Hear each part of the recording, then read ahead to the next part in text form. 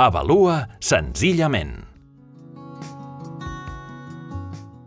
Una vegada que hem creat els nostres grups, ja podem crear una avaluació.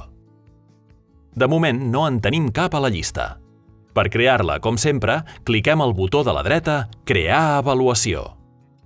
Omplim els camps: any lectiu, curs, grup i triem quina àrea volem avaluar. En aquest cas, trio llengua catalana. Si volgués fer servir una rúbrica que he personalitzat abans, l'hauria d'escollir en el camp Rúbriques personalitzades. Si no, per defecte, el programa utilitza les rúbriques model preparades per l'editorial Text. I ja tinc l'avaluació creada. Podem crear tantes avaluacions com vulguem. Com sempre, podem editar-les o eliminar-les i sempre les tindrem accessibles des del menú lateral i també des del menú principal. Si entrem a l'avaluació de llengua catalana, encara no hi veiem cap estructura.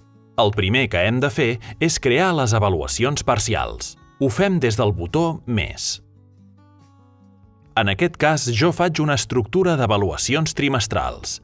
Primera avaluació, segona avaluació, tercera avaluació. Ja tenim a la vista la taula de seguiment, que té per una banda la llista d'alumnes i per l'altra les dimensions. Amb cada competència associada, el global de la dimensió i el global de l'àrea. També podem visualitzar en qualsevol moment l'avaluació anual.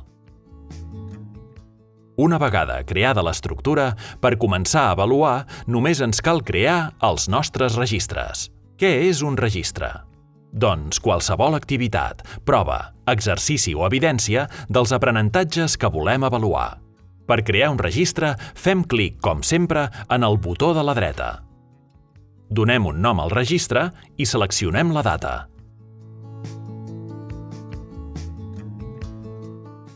Podem fer tants registres com vulguem. A part de la icona d'editar i esborrar, tenim la icona d'entrar notes. Cada registre el podem avaluar des de qualsevol de les dimensions de l'àrea. En aquest cas, vull avaluar la comprensió lectora. Puc triar quina de les competències avaluo i quins indicadors. Només amb un clic escullo el grau d'adquisició de les competències de cada un dels alumnes.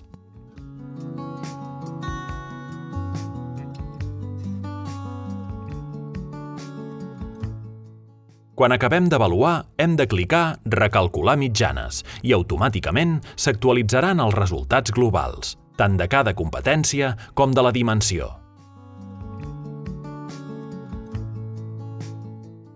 Si tornem a la visió Alumnes, ja tenim aquests registres reflectits a la taula.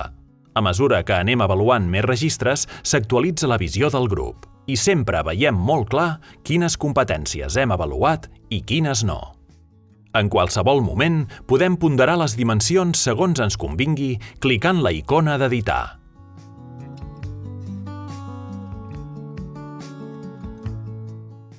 El resultat global es recalcularà automàticament.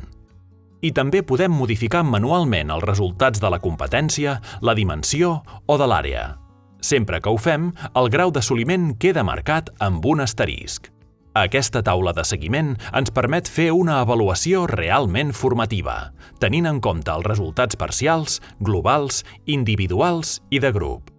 Disposem també de l'opció de veure les estadístiques per valorar els resultats de grup de manera molt clara.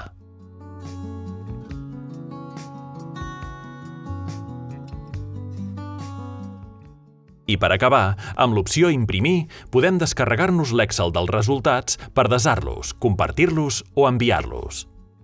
Avalua senzillament.